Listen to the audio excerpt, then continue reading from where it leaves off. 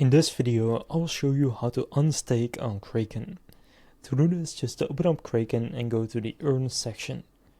Now from there you will see your balance, so for me it's 97 cents right here. So that's how much I'm currently staking, so under allocated you can see what you have currently allocated. For me right here I have the staking program with Ethereum.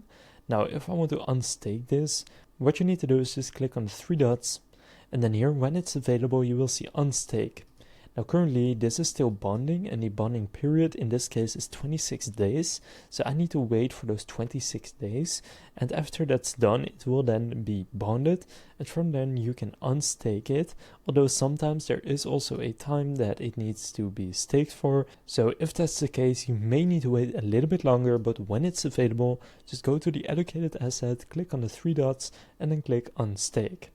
So that's all you need to do to unstake crypto on Kraken.